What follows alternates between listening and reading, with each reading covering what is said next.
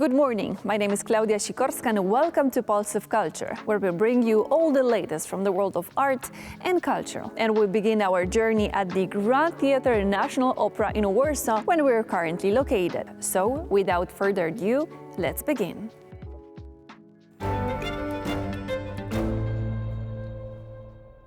The Ukrainian Freedom Orchestra has embarked on its third summer concert tour across Europe and the United States.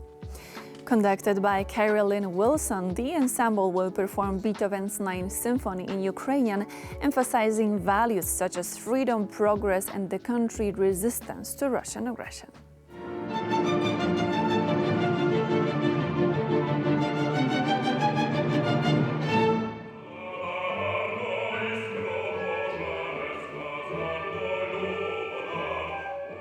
The Ukrainian Freedom Orchestra was founded in 2022 by the Metropolitan Opera in New York and the Grand Theatre National Opera in Warsaw.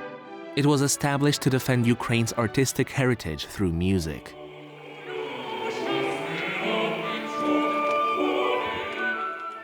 Following two concert tours across Europe and the US, Carolyn Wilson, a Canadian conductor of Ukrainian descent, has decided to repeat the ensemble's tour in the belief that the musicians will once again become ambassadors of Ukrainian culture at a time when their homeland is fighting for freedom.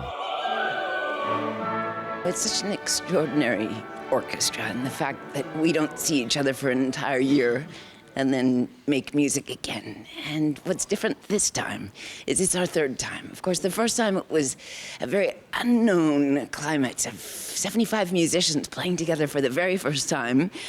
But what keeps us focused and concentrated is our message, is that we're here to embrace one another as proud Ukrainians and to fight on the cultural front.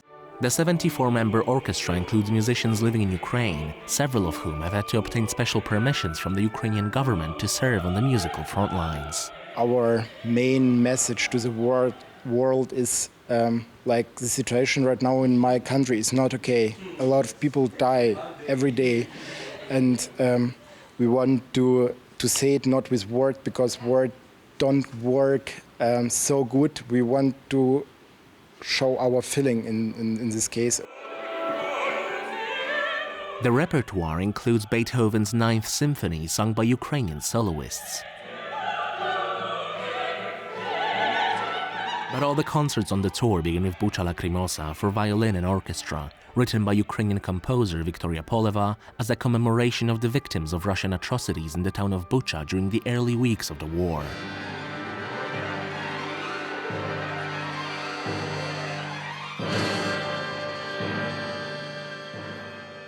When you read the news about everything what is happening now in your country, it affects you a lot. I have a brother who is now very close to the front line, so it also feels, it feels a bit scary to get the news.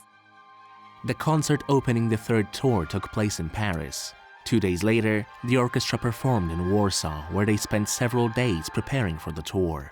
I'm looking forward to play once more in USA, because USA did a great job this spring for Ukraine. It helps a lot, and I want to give something back, to give something what I can do at the moment, to play music. Olena Zelenska wrote on social media, "The Ukrainian Freedom Orchestra is the musical voice of Ukraine. Universal and understandable without translation, music is a language we can use to speak to the world." The orchestra was formed through the joint efforts of the Metropolitan Opera in New York and the National Opera in Warsaw.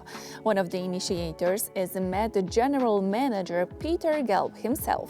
Our reporter Alex Somlinska had a chance to talk to Peter before headed out on tour. Joining us now is Peter Gelb, the General Manager of the Metropolitan Opera in New York City. Hello and welcome back to Poland for the third time, as I believe this is the third time that the Ukrainian Freedom Orchestra will be starting its tour here from Warsaw. How does it feel to be back in Poland, and how would you Well, I wouldn't like you to give you a grade, but what is your take on this Polish and American cooperation on the Ukrainian Freedom Orchestra? Well, you know, it's really a Polish and Metropolitan Opera cooperation, a Polish opera and Metropolitan Opera cooperation, which I feel very good about. You know, I feel that Warsaw, because of, I mean, it's unfortunate that the war and the invasion has brought the Met and the Polish Opera even closer together, but we were always close. Waldemar Dabrowski, the director, my counterpart here, and I have known each other for many years, and we've collaborated on co-productions between our two opera companies in the past. So we already had a collaboration, but because of the Ukrainian Freedom Orchestra, which we helped create together, and which my wife, Carrie Lynn, is the conductor of, we've become even closer. And, you know, I can't even begin to say how remarkable Waldemar and the Polish Opera have been in their steadfast support of the orchestra, and they're joining with the Met to defend Ukraine and its cultural legacy.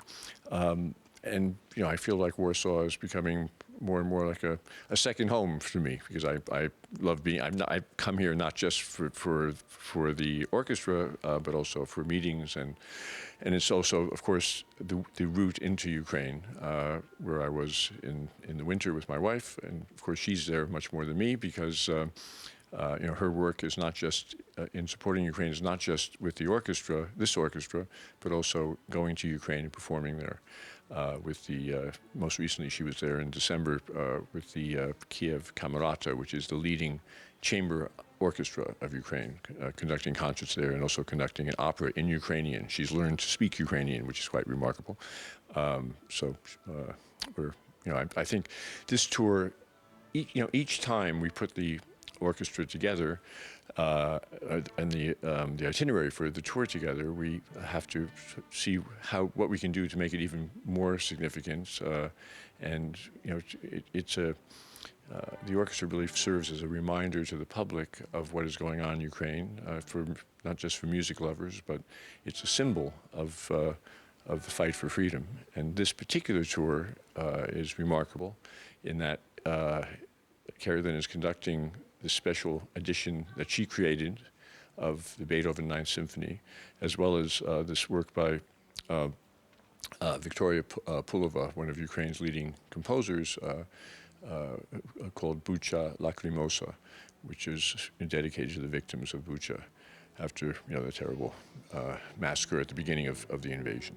And the Beethoven Ninth is very special because of the Ukrainian language version of the final movement, the Ode to Joy, which in the case of this version, Carrie Lynn changed joy to Slava, which of course is the rallying cry for victory. And the tour includes some extraordinary locations that have great significance. Of course in Poland, here in Warsaw, but even more significantly in Gdynia, where next to Gdansk, where Lech Walesa started the Solidarity movement in the 60s and 70s, and which, you know, was the first really successful opposition to Soviet rule, and really is symbolic, I think, of what is of Ukraine's fight today, in a way, and the fact that the orchestra is performing there is very significant. And the other cities of the tour, the concert in Paris, which the mayor of Paris is presenting as a gesture of solidarity with the First Lady of Ukraine, Olena Zelenska, who of course is also the patron of the orchestra. That concert on July 12th in the Saint-Eustache church near the Louvre in the center of Paris, which also includes in the chorus of the Beethoven Ninth 30 members of the French military band, chorus members. So we have the French military participating in the concert. And then the concert in London, in St. Paul's Cathedral, which of course is a very historic significance. It's where Winston Churchill had his burial, his funeral service, and which is very, very significant. As a symbol of democracy, and concerts that will take place in New York at St. John the Divine Cathedral, and finally at the Kennedy Center, where the seat of American government is, of course, in Washington, D.C. So now you've mentioned all these locations where the orchestra has played and will play. What has been the reception of audiences all around the world since the 2 years since the orchestra has been touring?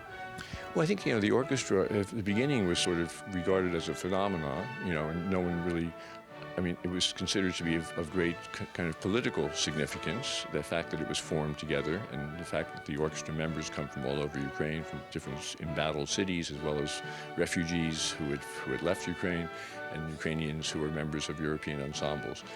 The fact that it has now become regarded as a great artistic success as well adds, to the significance.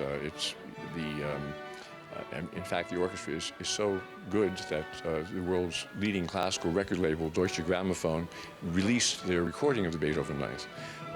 So now it is not only a political symbol of Ukraine, but a symbol of not more than a symbol. It's a representation of great artistic excellence. And now you said that you and your wife have been in Lviv in Ukraine. What is it now, in your opinion, besides, of course, military help, that Ukraine needs the most? Well, it needs help in every possible way. It needs to know that the world is behind it. It needs to know that its fight for freedom is more than just a fight for Ukrainian freedom. It's a fight for the world's democracy. And in a time where totalitarian and autocratic governments seem to be taking hold around the world, the fight for freedom and democracy is more important than ever before. So what this orchestra symbolizes is, everything that Ukraine is trying to achieve in terms of its freedom and liberty, and the world is watching, what's going on. So, the fact that the orchestra is able to perform in these very important locations helps put a spotlight on its efforts and our efforts to support Ukraine. Russia and the Soviet Union before Russia always prized culture as a political weapon. So in a way, we are weaponizing the cultural resources of Ukraine, and on the cultural front, we are fighting back. So this brings me to my next question, fighting back, and how does the Ukrainian Freedom Orchestra help, tell the whole world and give recognition to Ukrainian culture? Well, the fact that the programs feature works by Ukrainian artists shows that there is a cultural legacy and a cultural identity to Ukraine that Russia wishes to deny, and not only to deny, but to destroy.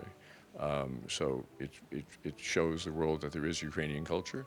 The fact that the musicians are such excellent musicians shows the world that art is so important and prized in Ukraine, and that they are accomplishing and achieving this in spite of, against all odds. And I know that the orchestra is made up, of course, of refugees, artists who had to flee Ukraine once Russia invaded their country. Are there any, let's say, memorable stories of theirs, or a story that has stuck the most in your mind, or maybe made a biggest impression on you? Well, I think the biggest impression on me is the fact that these musicians come from all over the world. Some of them actually, there are husbands and wives who were separated by the invasion, and who actually come together when they meet again here, because wives who were forced to leave Ukraine at the beginning of the invasion, and are living in different countries, and who are musicians, and their husbands who are musicians are reunited here as part of the orchestra. And I think that the invasion has obviously had horrible impact on every member of this orchestra. Every one of them has lost family members or friends, and what's most impressive to me is that this orchestra provides them with a kind of communal sense of community and a way for them to share their experiences. And how do you see the future of the Ukrainian Freedom Orchestra? How long do you plan, or are you thinking of having it play and tour the world? Well, our plan is to keep it together forever. I think that it's such a great idea. It's an idea. It represents freedom and democracy and great excellence in art. And I think that our goal is for it to continue to perform, and to be performing when the war is won, and afterwards as well. Well, thank you very much for speaking to us here, and of course, we wish you a very successful tour. Thank you. Thank you. Our guest was Mr. Peter Gelb, the General Manager of the Metropolitan Opera in New York City. And that's all we have prepared for you today. Join us on Friday at 2:45 p.m. Central European Time for another episode of Pulse of Culture.